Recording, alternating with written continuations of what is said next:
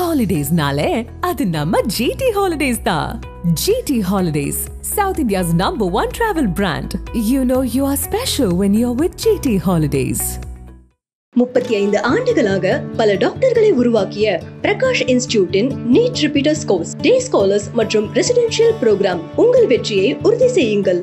அங்கல்ல இங்கல்ல election commission மேலே மிகப்பெரிய குற்றச்சாட்டு வச்சிட்டாரு. இல்லை, அதாவது ராகுல் காந்திக்கு மிகப்பெரிய ஒரு திறமை வேணும், தைரியம் வேணும். ஏன்னா ஒரு தனிப்பட்ட நபர் மீதோ இல்லை ஒரு தனிப்பட்ட ஒரு கட்சி மீதோ இல்லை தனிப்பட்ட ஒரு இயக்கத்தின் மீதோ வைக்கக்கூடிய குற்றச்சாட்டுகள்லாம் சர்வசாதாரணமாக போயிடும். இந்த தேர்தல் முறைகேடுகள்ங்கிறது காலங்காலமாக இருக்குது. அதெல்லாம் வந்து என்னென்னா இந்த மாதிரி பல்காக நடந்தது கிடையாது. எப்போயாவது அங்கே ஒன்று இங்கே ஒன்றுமா நடக்கும்.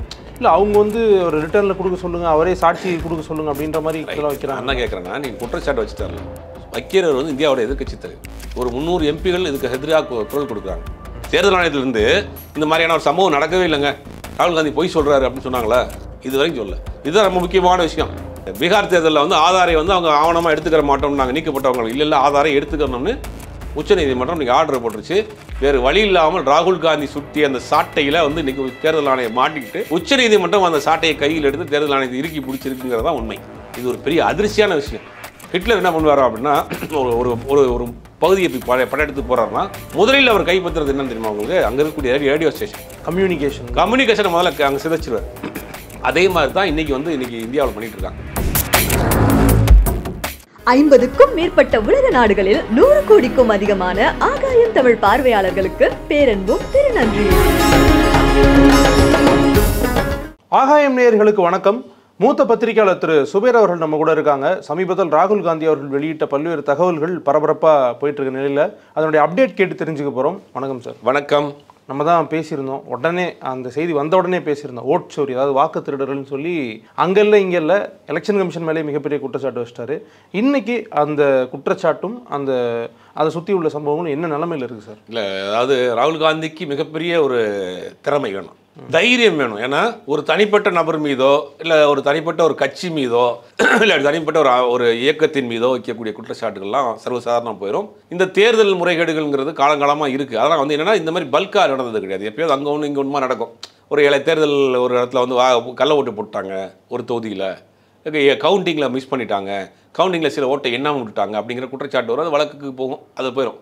இது அங்கே ஒன்று இங்கே ஒன்றுமா நடக்கும்.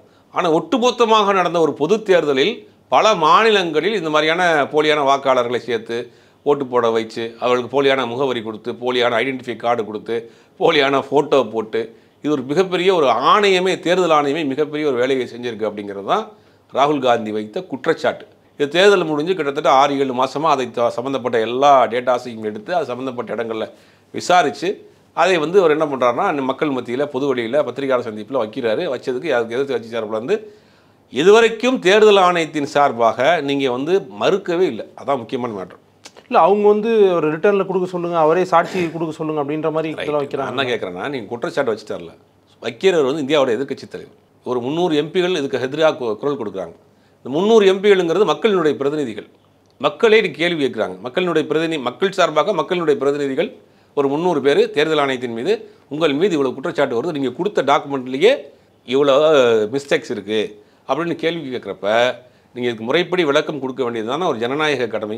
நீங்கள் என்ன கேட்குறீங்க? அதை எழுத்துப்பூர்வமாக கொடுங்க, நான் உறுதிமொழி பத்திரம் கொடுங்க அப்படின்னு கேட்குறது எந்த வகையில் நியாயங்கிறது. இப்போ இது வரைக்கும் அவங்க நீங்கள் எழுத்துப்பூர்வமாக கொடுங்கன்னு தான் சொல்கிறாங்களோ ஒழிய நடக்கவே இல்லைன்னு சொல்கிறது தான் உண்மை. தேர்தல் ஆணையத்திலிருந்து இந்த மாதிரியான ஒரு சம்பவம் நடக்கவே இல்லைங்க, ராகுல் காந்தி பொய் சொல்கிறாரு அப்படின்னு சொன்னாங்களா? இது வரைக்கும் சொல்ல. நீங்கள் எழுத்துப்பூர்வமாக கொடுங்க, எழுத்துப்பூர்வமாக கொடுத்தா நான் ப்ராசஸ் பண்ணுறோம், அங்கே போது இங்கே போதும் காலங்களை தாழ்த்தி வேறு ஒரு பக்கம் கொண்டு போய் சேர்க்கறதுக்காக தான் இவங்க எழுத்துப்பூர்வமாக கேட்குறாங்க. இங்கே எழுத்துப்பூர்வமாக கேட்கறதுக்கு நாளைக்கு பதில் சொல்லிட போகிறாங்களா? இது ஒரு பக்கம் இருக்குது. மகாராஷ்டிராவில் தேர்தல் நடந்தது, பீகாரில் பீகார்லேருந்து தான் அந்த பிரச்சனை ஆரம்பிக்குது. பீகாரில் ஸ்பெஷல் இன்டென்சிவ் ரிவிஷன் கொண்டு வர்றாங்க. கிட்டத்தட்ட 65 லட்சம் வாக்காளரை நீக்கியிருக்கிறாங்க.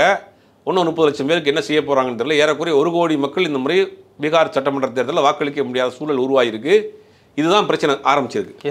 எஸ்ஐஆர் சிறப்பு வாக்காளர் திருத்த முகாம், இதை எதிர்த்து தான் வந்து நீதிமன்றத்துக்கு போகிறாங்க, உச்சநீதிமன்றத்துக்கு போகிறாங்க. உச்சநீதிமன்றத்தில் பல்வேறு சமூக அமைப்புகள் கட்சிகள்லாம் போகிறாங்க. உச்சநீதிமன்றத்தில் வந்து தேர்தல் ஆணையத்தை நீக்கி உச்சநீதிமன்றம் கேட்குது, இந்த மாதிரி இங்கே 65 லட்சம் பேர் நீக்கியிருக்கீங்க இல்லையா, இதுக்கு என்ன செய்ய முடியும் அப்படின்னு உச்சநீதிமன்றத்தில் நீங்கள் இதுக்கு உண்டான நீக்கியவருடைய டேட்டாவை கொடுங்கன்னு கேட்குறாங்க. ஃபஸ்ட்டு இயரிங்கில் இல்லை நாங்கள் தர முடியாது அப்படின்னு தேர்தல் ஆணையம் சொல்லுது. 2வது இயரிங் வருது. 2வது இயரிங் வரப்போ என்ன சொல்கிறாங்கன்னா, இந்த மாதிரி அதுக்குண்டான தரவுகளை தர முடியாது 2வது ஹியரிங்லேயும் சொல்கிறாங்க. 3வது ஹியரிங்கில் என்ன சொல்கிறாங்கன்னா, உச்சநீதிமன்றம் ஒரு டேட் ஃபிக்ஸ் பண்ணுது. இந்த மாதம் இறுதிக்குள்ளே நீக்கப்பட்ட 65 லட்சம் வாக்காளர்களுடைய டேட்டாவை ஒப்படைக்கணும். உச்சநீதிமன்றத்தில் கால நிர்ணயம் பண்ணி அவங்களுக்கு ஒரு ஆர்டரை போடுறாங்க. அதோடு சேர்த்து என்ன பண்ணுறாங்கன்னா, நீங்கள் எந்தெந்த ஆவணங்கள்லாம் 2வது ஹியரிங்கில் என்ன கேட்குறாங்கன்னா, நீங்கள் என்னென்ன ஆவணங்கள்லாம் கேட்குறாங்க. அப்போ நாங்கள் ஆதாரை ஒரு இதாக எடுத்துக்கிற மாட்டோம்னு இவங்க சொல்கிறாங்க. தேர்தல் ஆணையம் நீதிமன்றம் சொல்லுவோம், ஆதாரை வந்து நாங்கள் ஒரு ஐடென்டிட்டி ப்ரூஃபாக எடுத்துக்கிற மாட்டோம், அது இல்லாமல் 11 ஆவணங்கள் கேட்குறாங்கிறாங்க.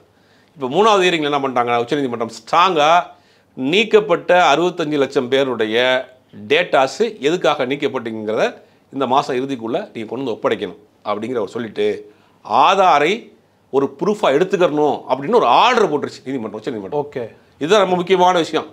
இந்த பீகார் தேர்தலில் வந்து ஆதாரை வந்து அவங்க ஆவணமாக எடுத்துக்கிற மாட்டோம், நாங்கள் நீக்கப்பட்டவங்க இல்லை ஆதாரை எடுத்துக்கணும்னு உச்சநீதிமன்றம் இன்றைக்கி ஆர்டர் போட்டுருச்சு. வேறு வழி இல்லாமல் ராகுல் காந்தி சுட்டிய அந்த சாட்டையில் வந்து இன்றைக்கி தேர்தல் ஆணையம் மாட்டிக்கிட்டு உச்சநீதிமன்றம் அந்த சாட்டையை கையில் எடுத்து தேர்தல் ஆணையத்தை இறுக்கி பிடிச்சிருக்குங்கிறது தான் உண்மை. Okay sir. Tea with the dead அப்படின்னு சொல்லி ஒரு புகைப்படம் ஒன்று ராகுல் காந்தி போடுறாரு. அதில் என்ன குறிப்பிடுறாரு அப்படின்னா, நான் இப்போ டீ குடிச்சிட்டு இருக்கேன், ஒரு 10-15 பேர் ஒன்று நிற்கிறாரு, இவங்க எல்லாருமே இறந்துட்டாங்கன்னு சொல்லி அவங்களுடைய இதெல்லாம் எடுத்துட்டாங்க, டேட்டா எடுத்துட்டாங்க, வாக்கே கிடையாது, ஆனால் உயிரோடு இருக்காங்க, நான் சந்திச்சேன் அப்படின்னு போடுறாரு. இது வந்து அவர் சொல்கிறது உண்மையாக இருக்கிற பட்சத்தில் மிகப்பெரிய அதிர்வலை நாடு முழுக்க ஏற்படுத்தும். ஆனால் அந்தளவுக்கு இல்லாமல் ஆல்ரெடி அவேராக இருக்கவங்க மத்தியிலே சுற்றிட்டு இருக்கே சார். இல்லை, அதான் சொல்கிறேன், இறந்தவர்களோட டீ குடிக்கிறேன்னு ஒரு ஃபோட்டோ போடுறாரு. வாக்காளர் பட்டியலில் அவர் இறந்து போனவர்கள் நீக்கப்பட்டவர்களோட டீ குடிக்கிறேன்னு போட்டிருக்காரு. இதை காட்டில் யோகேந்திர யாதவ்னு ஒரு சமூக செயற்பாட்டாளர், சோசியல் ஆக்டிவிஸ்ட்டு, பொலிட்டிக்கல் சேரிஸ்ட்டு, அவர் என்ன பண்ணுறாருன்னா, இறந்து போகிறன்னு வாக்காளர் பட்டியலில் நீக்கப்பட்ட 2 பேரை சுப்ரீம் கோர்ட்டு குறிப்பிட்டார். யோகேந்திர யாதவ் என்னன்னா, அந்த வாக்காளர் பட்டியலில் இறந்து போனவங்கன்னு சொன்ன 2 பேரை நேரடியாக உச்சநீதிமன்றத்தை கூட்டு போய் நீதிபதி முன்னாடி ஆஜர்படுத்தார். ஓகே, ஆனரபிள் ஜட்ஜஸ் சார், இங்கே பாருங்கள், நீக்கப்பட்டவங்க 2 பேரை கூட்டு வந்திருக்கேன். அவங்க வாக்கும் செலுத்தல இந்த வாட்டி, அவங்க தான் நீக்கிட்டாங்க, செத்து போயிட்டாங்கன்னு போட்டிருக்காங்க. அதில் வாக்காளர் இது ஓட்டர் ஐடியில் வந்த அந்த ஓட்டர் லிஸ்ட்டில் வந்து செத்து போயிட்டாங்கன்னு நீக்கிட்டாங்க அவங்கள. அவங்க 2 பேரை கூட்டு போயிட்டாங்க. ராகுல் காந்தி அங்கே டீ குடிக்கிறாரு. இது எல்லாமே வந்து ஜனநாயகத்தை கேலி குத்தாக்கக்கூடிய ஒரு பெரிய வேலையை வந்து செஞ்சுட்டு இருக்காங்க. இப்போ ஜனநாயகம்ங்கிறது என்னதுன்னா, நமக்கு பிடித்தவர்கள் 5 வருடத்துக்கு ஒருக்கா தேர்ந்தெடுப்பது தான் ஜனநாயகம், அடிப்படை ஜனநாயகம். அதனால தான் வந்து நம்ம வந்து ஒன்றும் ஜனநாயக நாடு, உலகத்தின் மிகப்பெரிய ஜனநாயக நாடு இந்தியா நம்ம சொல்லிக்கிட்டு இருக்கோம், மாறுதட்டிகிட்டு இருக்கோம். அதுக்கு வேட்டு வைக்கக்கூடிய ஒரு வேலையை தேர்தல் ஆணையம் செஞ்சுக்கிட்டு இருக்குங்கிறது தான் பெரிய ஒரு இது. சமீபத்தோட ஒரு இது பார்க்க தேர்தல் ஆணையரும் மத்திய அமைச்சர் ஒரே ஃப்ளைட்டில் வர வீடியோ காட்சிகள்லாம் மூட்டா சோஷியல் மீடியாவில் பயங்கரமாக வைரலாக பண்ணிகிட்டு இருக்காங்க. அப்போ பாஜகவினுடைய இன்னொரு அணியாக தேர்தல் ஆணையம் கண்கூடாக செயல்படுது அப்படிங்கிறத பார்க்கணும். அதுக்கு நிறையா உதாரணங்களை சொல்லிட்டு போகலாம். சண்டிகர் தேர்தல் நடக்குது. சண்டிகரில் வந்து மேயர் தேர்தல் நடக்குது. சண்டிகர் மேயர் தேர்தல் நடக்கிறப்ப என்ன பண்ணுறாங்கன்னா, அங்கே இருக்கக்கூடிய ஆம் ஆத்மிக்கும் பாஜகவும் கடும் போட்டியாக இருக்குது. 2 ஓட்டுகள். அந்த 2 ஓட்டை ஒரு ஓட்டை என்ன செய்கிறாங்கன்னா, அந்த ஓட்டு போட்ட ஸ்லிப் எடுத்து கேன்சல் செல்லாதுன்னு சொல்லி போடுறாரு. யார்? அந்த இருக்கக்கூடிய எலெக்ஷன் கமிஷன் ஆஃபீஸர். அதை வந்து சிசிடிவி கேமராஜி ஃபுட்டேஜோடு எடுத்துகிட்டு கொண்டு போய் சுப்ரீம் கோர்ட்டில் கொடுத்தோன்னே சுப்ரீம் கோர்ட் கேன்சல் பண்ணி ஆம் ஆத்மி வேட்பாளரை வந்து ஜெயிச்சதாக அறிவிச்சு அவர் இன்றைக்கி ஆம் ஆத்மி வேட்பாளர் இன்றைக்கி மேயராக இருக்கார். சண்டிகருடைய சிட்டி மேயராக இருக்கார். ஓகே, இது கையங்கலமாக மாட்டினது யாருங்க? தேர்தல் ஆணையம் சமீபத்தில் மாட்டி மிகப்பெரிய ஒரு முகரடிப்பட்ட ஒரு சம்பவம். இப்போ யோகேந்திர யாதவ் என்ன பண்ணுறாருன்னா, அவர் கொண்டு போய் 2 பேரை காட்டுறாரு. ராகுல் காந்தி இறந்தவரோட டீ கொடுக்குறாரு.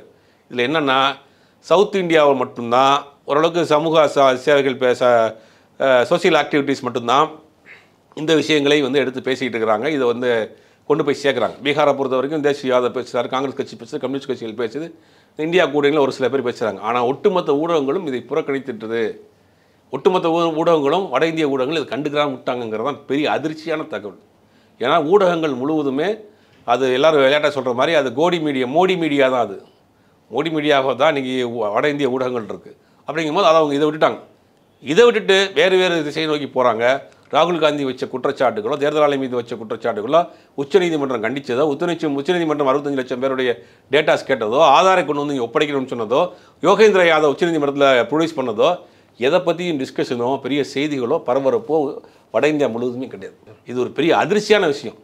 ஹிட்லர் என்ன பண்ணுவாரோ அப்படின்னா, ஒரு ஒரு பகுதியை போய் படையெடுத்து போகிறாருன்னா முதலில் அவர் கைப்பற்றுறது என்னன்னு தெரியுமா உங்களுக்கு? அங்கே இருக்கக்கூடிய ரேடியோ ஸ்டேஷன், கம்யூனிகேஷனை முதல்ல அங்கே சிதைச்சிருவார். அதே மாதிரி தான் இன்றைக்கி இந்தியாவில் பண்ணிகிட்டு இருக்காங்க. ஜனநாயகத்தின் 4வது தூணாக இருக்கிறது முழுவதுமாக அவங்க கையில் எடுத்து சிதைச்சு வாய் மூடி வச்சுருக்கிறாங்க. என்ன நடந்தாலும் செய்தியை வெளியில் போகக்கூடிய முடியாத அளவுக்கு இன்றைக்கி அவர்கள் ஒரு செய்தியை உருவாக்குகிறார்கள், ஒரு செய்தியை கட்டமைக்கிறார்கள், ஒரு செய்தியை கொண்டு போய் சேர்க்குறாங்க. அவர்களுக்கு தேவைப்படக்கூடிய ஒரு செய்தியை உருவாக்குகிறார்கள். செய்தியை உருவாக்குகிறாள்னு நம்ம புரிஞ்சுக்கணும். நான் சொல்கிறதான் முக்கியமான பாயிண்ட். ஃபேப்ரிகேஷன்.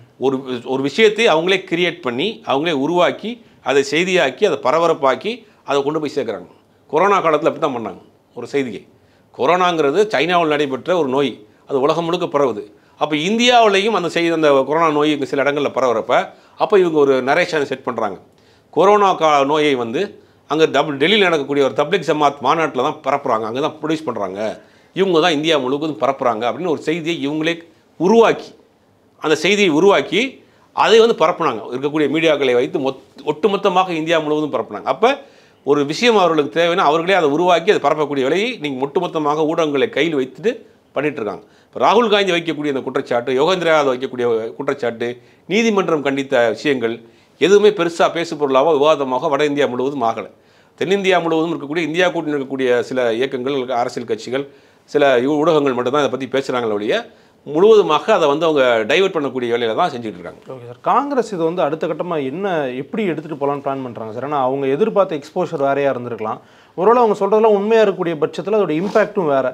இப்போ அந்தளவுக்கு இம்பாக்ட் வரலன்றது தான் இன்றைக்கி இருக்கக்கூடிய நிதர்சனம். அதனால் அவங்க எப்படி எடுத்துகிட்டு போக பிளான் பண்ணுறாங்க? காங்கிரஸ் கட்சி கிரவுண்ட் லெவலில் அவங்களால முடிஞ்ச அளவுக்கு சட்ட ரீதியாக போராடுறாங்க, நீதிமன்றத்துக்கு போராடுறாங்க, நாடாளுமன்றத்திற்கு வெளியிலையும் போராடுறாங்க. கிட்டத்தட்ட 300 எம்பிகளை கூப்பிட்டு ஒரு மிகப்பெரிய ஒரு ஊர்வலத்தை நடத்திருக்காரு. இந்தியா கைதானாங்க. அதெல்லாம் ஒரு பெரிய ஒரு இன்டர்நேஷனல் லெவலில் வந்து ஒரு அட்டென்ஷன் கிரியேட் பண்ண ஒரு விஷயம். நம்ம இந்தியாவில் இருக்கக்கூடிய ஊடகங்கள் பண்ணாட்டியும் கூட உலக அளவில் இருக்கக்கூடிய ஊடகங்கள் இந்தியாவில் இருக்கக்கூடிய பெரும்பாலான எம்பிகள் நடைபெற்ற ஒரு தேர்தலில் முறைகேடு நடந்திருக்கு, போலியாக ஒருத்தர் பிரதமர் ஆயிருக்கிறாருங்கிற ஒரு குற்றச்சாட்டை வைக்கிறப்ப உலகங்கள் எப்படி போய் சேரும்? இங்கே இருக்கிற ஊடகங்களை மறைச்சிட்டு இருக்கலாம், உலகங்கள் நாரி போய் தான் கிடக்குப்ப.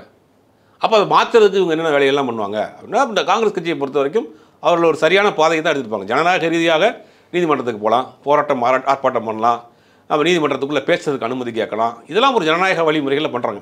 அதை மீறி அவங்க என்ன செய்ய முடியும்? எல்லா அமைப்புகளும் கையில் இருக்குது. இன்றைக்கி ஜனநாயக சுதந்திரத்தோடு இருக்கக்கூடிய அமைப்புகளாக இருக்கக்கூடிய இடியாக இருக்கட்டும், அப்புறம் சிபிஐயாக இருக்கட்டும், தேர்தல் ஆணையமாக இருக்கட்டும், எல்லாமே அவர்களுக்கு வேலை செய்யக்கூடிய ஒரு இடமா மாறினதுக்கு பிறகு ஜனநாயக ரீதியாக எங்கே போய் போராடுவாங்க? ஊடகங்கள் முழுவதுமாக அவருடைய கண்ட்ரோலில் இருக்குது, வட இந்திய ஊடகங்கள். அப்படிங்கும்போது எதை எங்கே கொண்டு போய் சேர்க்க முடியும்? அதையும் மீறி அவர்களால் முடிந்த அளவுக்கு மக்கள்கிட்ட கொண்டு போய் சேர்க்கக்கூடிய வேலையை செஞ்சுட்டு இருக்காங்க. அடுத்தடுத்து ராகுல் காந்தி ஒரு இந்த செயின் லிங்க் ஒரு போராட்டமாக நடத்துறதுக்கு உண்டான பிளான் பண்ணியிருக்காருன்னு சொல்கிறாங்க. ஒரு தகவல் வந்துட்டு இருக்கு. அதாவது எப்படின்னா, இந்தியா முழுவதும் பாரத் ஜோடோ யாத்திரை மாதிரி இந்த ஓட் ஷோரை பற்றி ஒரு விழிப்புணர்வு ஏற்படுத்தக்கூடிய ஒரு பெரிய ஒரு ரேலி மாதிரி ஒன்று பண்ணலாம் எல்லா மாநிலங்கள்லையும் அப்படிங்கிற மாதிரி பல கட்ட விஷயமா இதை ஒரு பிளான் பண்ணிட்டு இருக்காரு. வரக்கூடிய காலங்களில் பெரிய பூதகரமாக வெடிக்கும் அப்படிங்கிற மாதிரி ஒரு செய்திகள்லாம் வருது. ஓகே சார், வட இந்தியாவை பொறுத்தவரைக்கும் குறிப்பாக பிஜேபியினுடைய ஸ்ட்ராங் ஹோல்டு பகுதிகள் வந்து காங்கிரஸ் கிரவுண்ட் லெவல் பாலிடிக்ஸ் சரியாக பண்ணலை, அதனுடைய விளைவு தான் இவங்க ஜெயிச்சிட்டாங்கன்ற குற்றச்சாட்டு முன்னாடிலேருந்தே இருக்குது. இப்போ இவ்வளோ பெரிய நியூஸை வந்து கொண்டு போய் சேர்க்கறதுலையும் அதே மாதிரியான கிரவுண்ட் லெவல் ஒர்க் வந்து கொஞ்சம் அடி வாங்கியிருக்கா காங்கிரஸ்ட்ட? அடி வாங்கியிருக்கா அப்படிங்கிறத காட்டிலும் அவங்களோட ஸ்ட்ரென்த் இல்லை. இப்போ என்னன்னா, எதனால சார் இவ்வளோ பெரிய கட்சியால் நீங்கள் ஆட்சி அதிகாரம் இல்லைனாலே மக்கள் போயிடுவாங்கல்ல. கடந்த 11 வருஷமாக போச்சு. 11 வருஷமாக ஒரு கட்சி எதிர்கட்சினா பலகீனமாக தானே இருக்கும். அது அரசியல்வாதியை பொறுத்தவரைக்கும் பவரில் இருந்துகிட்டே இருக்கும். இன்றைக்கி பாண்டிச்சேரி எடுத்துக்கிட்டிங்கன்னா, பாண்டிச்சேரி இருக்கக்கூடிய பல சட்டமன்ற உறுப்பினர் காங்கிரஸ்காரவங்க அப்படி டக்குன்னு வேறு பதவியிலன்னா மாறிட்டாங்க. அப்போ பதவிகளுக்காக அரசியல்வாதிகள் மொத்தமாக வேறு பக்கம் போயிடுறாங்க. போகிறப்ப என்ன ஆகும்னா, அப்புறம் கட்சி பலகீனமாக தானே ஆகும். நீ ஒரு ஆட்சி அதிகாரத்துக்கு வந்த பிறகு தான் இவர்கள் சொல் பேச்சு கேட்கறதுக்கான ஆட்கள்லாம் வருவாங்க. ரெண்டாவது, ஒரு ஜெனரேஷன் மாறுது காங்கிரஸ் கட்சியில். அது ஒரு பெரிய தலைவலி. ராகுல் காந்தியே அந்த கட்சி ஏற்றுக்கிறதுக்கு கிட்டத்தட்ட 10 வருஷம் ஆச்சு. அப்படிங்கும்போது ராகுல் காந்தி ஒரு விஷயத்தை கை எடுத்துகிட்டு போகிறாருன்னா அவங்க அடுத்த ஜெனரேஷனை உள்ளே கொண்டு வரணும்ல. அந்த வேலையெல்லாம் நீ கொஞ்சம் கொஞ்சமாக செய்வார். ரெண்டாவது, பாஜகவை பொறுத்த வரைக்கும் எல்லா தளங்களையும் தன்னுடைய ஆட்களை வச்சுருப்பாங்க. விளையாட்டுத்துறையாக இருக்கட்டும், இலக்கியத்துறையாக இருக்கட்டும், எதிர்கட்சிகளாக இருக்கட்டும். என் காங்கிரஸ் கட்சியில் அவங்க ஆள் வச்சுருப்பாங்க, எதிர்கட்சியிலே ஆள் வச்சுருப்பாங்க. எல்லா தளத்திலையும் அவருடைய ஆட்கள் நிறைந்திருப்பார்கள். அதுதான் அவங்களுடைய பெரிய வெற்றி. ஆனால் அவங்க செய்யக்கூடிய பிளான் எல்லாமே ஒரு ஷார்ட் டைம் ப்ராஜெக்ட் இருக்குது, அது லாங் டைம் ப்ராஜெக்ட். இவங்க வந்து ஒரு முறை ஆட்சிக்கு வந்தாங்கன்னா 50 வருஷத்துக்கு நம்ம தான் இருக்கணும், அதுக்கு உண்டான திட்டத்தை போடுவாங்க. தமிழ்நாட்டுக்குள்ளே கால் வைக்கிறாங்கன்னா அடுத்து 30 வருஷத்துக்கு நம்ம தமிழ்நாட்டில் நம்ம தான் ஆட்சி பண்ணணும், அதுக்கு உண்டான பிளான் போடுவாங்க. அதுக்கு ஸ்டெப் பை ஸ்டெப்பாக போடுவாங்க. ரொம்ப தெளிவாக ஒரு பிளான் பண்ணி என்ன சொல்கிறது, ஒரு வேறு மாதிரியான வேலைகளை செய்யக்கூடியவங்க. அப்போ எல்லா தளங்களையுமே அவங்க இருக்கிறாங்க. காங்கிரஸ் கட்சி 10 வருஷமாக ஆட்சி அதிகாரத்தில் இல்லை, ராகுல் காந்தியவே இப்போ தான் ஏற்றிட்டு இருக்காங்க. கட்சி கொஞ்சம் பலகீனமாக இருக்குது. இதெல்லாம் சரி செய்யக்கூடிய வேலையை ராகுல் இறங்கியிருக்காரு. அதுக்கு வரக்கூடிய காலங்களில் அவங்க எப்படி அதை மூவ் பண்ணி கொண்டு போக போகிறாங்க, இந்த பிரச்சனை இந்திய அளவில் எப்படி பெருசாக விவாதம் மாற்ற போகிறாரு அப்படிங்கிறதெல்லாம் வெயிட் பண்ணி தான் பார்க்கணும். நன்றி சார். நன்றி. ஹாலிடேஸ்னாலே அது நம்ம ஜிடி ஹாலிடேஸ் தான். GT holidays, South India's #1 travel brand. You know you are special when you're with GT Holidays. 35 ஆண்டுகளாக பல டாக்டர்களை உருவாக்கிய பிரகாஷ் இன்ஸ்டிடியூட்டின் நீட் ரிப்பீட்டர்ஸ் கோர்ஸ், டே ஸ்காலர்ஸ் மற்றும் ரெசிடென்ஷியல் ப்ரோக்ராம். உங்கள் வெற்றியை உறுதி செய்யுங்கள்.